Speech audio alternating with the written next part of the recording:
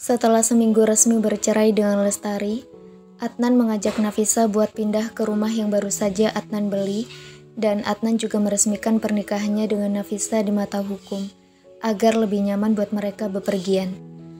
Adnan juga harus menyiapkan persyaratan untuk membuat akta lahir anak mereka dan juga kartu keluarga. Sekarang kandungan Nafisa sudah berusia 9 bulan, dan mereka tinggal menunggu hari di mana Nafisa akan melahirkan. Pas banget Humaira juga sedang liburan di pesantren selama 1 bulan, dan Humaira juga sudah tidak sabar menunggu calon adiknya lahir. Humaira tumbuh menjadi anak yang cantik dan pintar. Sekarang dia sedang belajar menggunakan cadar. Walaupun masih pasang lepas, setidaknya waktu demi waktu Humaira akan mulai terbiasa. Nafisa sangat kagum dengan Humaira.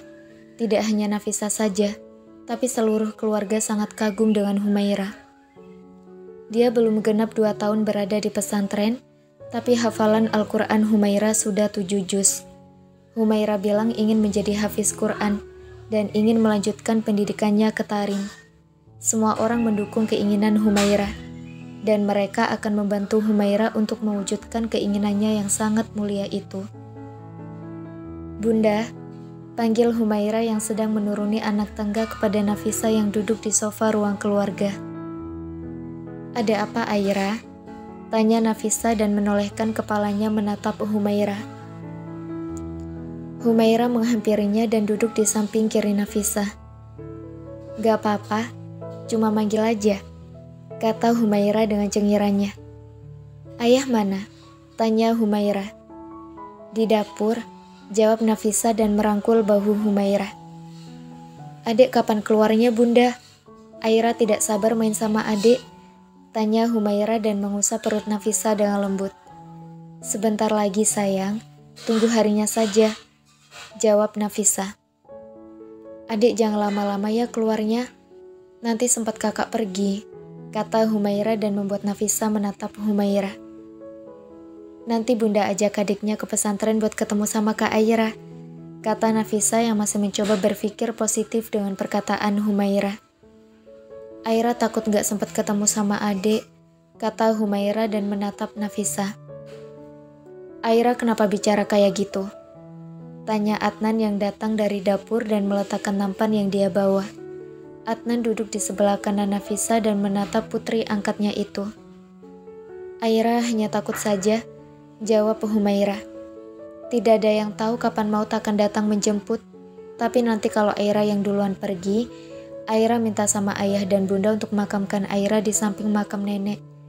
Beritahu Humaira yang membuat Nafisa dan Adnan menatap Humaira dengan lekat. Kamu jangan bicara seperti itu sayang. Bunda tidak suka dengarnya, kata Nafisa dan memeluk Humaira dari samping. Iya Aira, kamu jangan bicara seperti itu, kata Adnan. Maaf Bunda, Ayah, ucap Humaira dengan pelan. Sudah, kita lupakan saja itu, kata Adnan yang mengubah suasana di ruang keluarga ini. Ini makan puding coklat kesukaan kamu dulu, pinta Adnan dan memberikan piring kecil yang sudah berisi sepotong besar puding coklat yang diberikan krim susu di atasnya. Makasih ayah, ucap Humaira saat menerima piring kecil itu. Sama-sama sayang, ucap Adnan dan Humaira menyantap puding coklat kesukaannya yang dibuat oleh Nafisa. Ini buat kamu, kata Adnan dan memberikan puding coklat buat Nafisa. Makasih mas, ucap Nafisa dan Adnan menganggukkan kepalanya. Satu keluarga itu menikmati waktu mereka dengan menyantap puding coklat dan mengobrol ringan tentang hafalan Humaira. Adnan dan Nafisa juga memberikan beberapa saran saat Humaira bertanya dan meminta pendapat mereka sebagai orang tua. Sore harinya, satu keluarga itu duduk di gazebo yang ada di taman depan. Sekalian mereka menikmati waktu sore dengan secangkir teh hangat dan kue. Aira mau ke sana, kata Humaira dengan turun dari gazebo dan menunjuk taman kecil yang berada di seberang rumah mereka. Mau ngapain? Tanya Adnan. Main sama kucing, jawab Humaira. Humaira memang sangat suka dengan kucing. Tapi sayangnya, mereka tidak bisa memelihara kucing di rumah mereka karena Adnan alergi sama bulu kucing. dan dia akan bersin-bersin. Jadi, Humaira saat libur sangat suka bermain kucing yang berada di taman kecil seberang rumah mereka dan biasanya Bi Ami yang kasih makan kucing itu kalau Humaira tidak ada. Biasa kucing juga bermain di taman depan rumah mereka dan tidur di gazebo kalau setiap malam. Itu tidak menjadi masalah buat Adnan selama kucingnya tidak mendekatinya dan membuat bulu-bulunya berterbangan yang membuat Adnan bersin-bersin. Humaira mengambil makanan kucing yang tersedia di pos satpam dan setelah itu melangkahkan kaki keluar pagar rumah. Hati-hati nyebrangnya, pesan Nafisa dan Humaira menganggukkan kepalanya. Walaupun ini jalanan kompleks dan tidak terlalu ramai, tetap saja harus hati-hati buat nyebrang. Setidaknya memastikan kalau suasana jalanan sedang aman. Adnan dan Nafisa memperhatikan Humaira yang melihat kanan kiri dan baru setelah itu menyeberang. Para kucing yang berada di taman itu dan melihat kehadiran Humaira langsung mendekati Humaira untuk mendapatkan makanan dari Humaira. Humaira menumpahkan makanan kucing di tempat makannya yang diletakkan di bawah pohon dan setelah itu mengambilkan air minum dari keran yang tersedia di taman. Rasanya aku tidak sanggup melepas Aira pergi jauh, kata Nafisa kepada Adnan. Mas juga, tapi ini demi kebaikan masa depan Aira dan juga ini keinginan dia sendiri, kata Adnan dan merangkul bahu Nafisa. Kita sebagai orang tua harus mendukung keinginan Aira, sambung Adnan dan Nafisa menganggukkan kepalanya. Nafisa dan Adnan memperhatikan Humaira yang bermain dengan para kucing di taman kecil itu. Humaira terlihat sangat bahagia saat bermain dengan para kucing. Aira, ayo pulang sudah mau maghrib, panggil Adnan dengan berteriak agar Humaira mendengar. Iya ayah, sahut Humaira dengan teriakan juga. Humaira melepaskan kucing yang berada di gendongannya dan setelah itu pergi mencuci kedua tangannya terlebih di keran. Nafisa turun dari gazebo dan ingin melangkahkan kakinya masuk ke dalam rumah diikuti oleh Adnan. Sebentar lagi juga Humaira akan menyusul mereka. Brak! Terdengar suara yang keras dan membuat Nafisa dan Adnan menghentikan langkah kaki mereka dan mengarahkan mata mereka ke arah suara. Pak, Bu, Nona Aira ketabrak! Teriak satpam yang melihat kejadian itu dan langsung keluar dari posnya untuk menghampiri Humaira yang sudah terbaring di jalanan dengan darah yang mengalir keluar. Adnan langsung berlari menghampiri Humaira dan Nafisa dengan cepat menghubungi ambulan karena mereka tidak mungkin membawa Humaira menggunakan mobil dengan darah yang terus mengalir. Kedua tangan Nafisa bergetar hebat dan dia dengan susah payah menekan nomor darurat di HP-nya. Bahkan Nafisa berbicara juga dengan bibir yang bergetar. Nafisa melangkahkan kakinya dengan hati-hati menghampiri Adnan yang sudah memangku tubuh Humaira karena dia sedang hamil besar dan membuatnya susah buat berjalan. Air mata Nafisa sudah mengalir turun. Dia tidak tega melihat kondisi putri angkatnya yang penuh dengan darah dan mobil yang menabrak Humaira sudah melarikan diri. Sayang, kamu jangan tidur. Kamu harus tetap buka mata, kata Nafisa dengan berlutut di samping Humaira. Kamu kuat sayang, sebentar lagi ambulan datang, kata Adnan dengan tatapan yang tidak bisa diartikan lagi, karena dia sangat menyayangi Humaira dan sudah menganggap Humaira sebagai anak kandungnya sendiri. Bunda, Ayah, makasih, ucap Humaira dengan senyuman di bibirnya, dan setelah itu kedua mata Humaira tertutup bersamaan dengan datangnya mobil ambulan. Adnan menggendong tubuh Humaira dan meletakkan di atas berangka yang sudah disiapkan. Adnan ikut masuk ke dalam mobil ambulan buat pergi ke rumah sakit, dan Nafisa akan menyusul dengan Bang Gafar yang sudah dihubungi oleh satpam rumah mereka.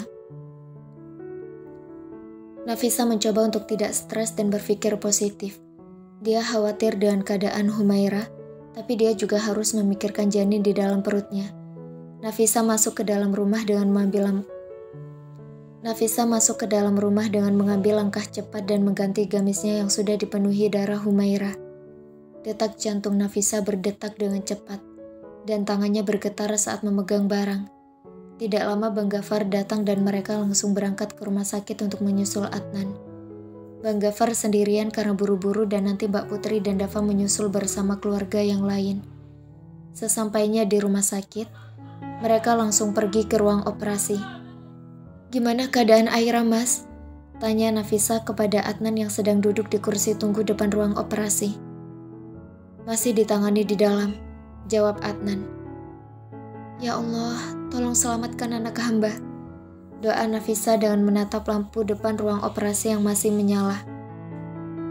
"Kamu duduk dulu," kata Bang Gafar dan menuntun Nafisa buat duduk di kursi. "Kamu bawa dompet, Mas?" tanya Adnan dan Nafisa menganggukkan kepalanya. "Sini dompetnya, Mas mau mengurus pendaftaran sama administrasi," pinta Adnan. "Biar gue aja yang urus, lo di sini saja temani Queen," kata Bang Gafar dan setelah itu melangkahkan kakinya pergi untuk mengurus pendaftaran dan pembayaran yang belum sempat dilakukan karena keadaan yang darurat dan Adnan tidak bawa apapun selain bawa diri saja. Bahkan HP saja tidak ada. Pokoknya tadi pikirannya cuma tentang kondisi Humaira. Bahkan selama perjalanan menuju rumah sakit, Adnan menggenggam tangan Humaira. Nafisa menahan sakit di perutnya. Sepertinya dia mengalami kontraksi. Tapi Nafisa tidak ingin memberitahu Adnan. Sebenarnya sudah dari tadi malam Nafisa mengalami kontraksi. Tapi tidak kontraksi yang kuat dan belum terlalu sakit. "Kamu kenapa, sayang?" tanya Adnan yang menyadari kondisi Nafisa yang mengeluarkan keringat di dahinya. "Aku kontraksi," jawab Nafisa dan mengusap-usap perutnya. "Aku panggilkan suster," kata Adnan yang ingin berdiri dari duduknya. "Gak apa-apa, Mas, cuma kontraksi kecil saja," kata Nafisa dengan menahan tangan Adnan agar tidak pergi karena mereka harus menunggu Humaira. "Serius kamu gak apa-apa, sayang?" tanya Adnan dengan menatap Nafisa khawatir. "Iya, Mas," jawab Nafisa. Akhirnya Adnan membantu dengan mengusap perut Nafisa. Setidaknya Adnan berharap bisa mengurangi rasa sakit kontraksi Nafisa. Tidak lama, keluarga yang lain datang dan mereka berdoa untuk keselamatan Humaira. Abi Bakir dan Papi Firdaus sangat marah dan mereka sudah meminta polisi untuk menangkap pelaku tabrak lari dalam waktu cepat. Kontraksi yang Nafisa rasakan pun sudah hilang. Tapi anehnya, rasa sakit itu malah datang lagi dalam waktu yang dekat. Dan sepertinya ini memang waktunya buat Nafisa melahirkan. "Umi," panggil Nafisa dengan bibir yang pucat dan memegang perutnya. "Kenapa, Queen?" tanya Umi Fatima dan menghampiri Nafisa. "Perut Queen sakit banget," beritahu Nafisa dengan keringat yang membasahi wajahnya. "Kamu dari kapan ngalami kontraksi?" tanya Mbak Putri. "Dari subuh tadi, tapi selang waktu yang lama," jawab dan beritahu Nafisa. "Sepertinya Nafisa sudah mau lahiran," kata Mami Fitri yang mulai panik. "Umi, sakit banget," beritahu Nafisa dan menggenggam tangan Umi Fatimah. Adnan mengusap perut buncit Nafisa dan mengusapkan punggung Nafisa dengan ekspresi wajah yang panik, karena ini pertama kali buatnya melihat orang yang ingin melahirkan. "Adnan, cepat sana kamu urus ruang rawat buat Nafisa," perintah Papi Firdaus. "Iya, Pi," sahut Adnan. "Kamu tunggu dulu, sayang," kata Adnan kepada Nafisa, dan setelah itu pergi ke bagian administrasi untuk membuka ruangan rawat yang sudah dipesan Nafisa dan Adnan untuk kelahirannya saat dokter memberitahukan kalau Nafisa hanya menunggu hari saja untuk melahirkan. Akhirnya Adnan, Umi Fatimah dan Mami Fitri ikut ke ruang rawat Nafisa yang ingin melahirkan. Sedangkan Mbak Putri, Abi Bakir dan Papi Firdaus menunggu di ruang operasi di mana Humaira masih ditangani. Sedangkan Dava ditinggal di rumah bersama baby sister, dan Bang Gafar pergi ke rumah Adnan dan Nafisa untuk mengambil koper kecil yang sudah Nafisa siapkan dan berisi keperluan buat di rumah sakit saat dia bersalin. Kondisinya cukup kacau sekarang. Mereka khawatir dengan Humaira yang masih berada di dalam ruang operasi, dan mereka khawatir dengan Nafisa yang sudah mengalami kontraksi untuk melahirkan. Sekarang mereka hanya bisa berdoa untuk keselamatan kedua orang yang sedang bersama-sama berjuang.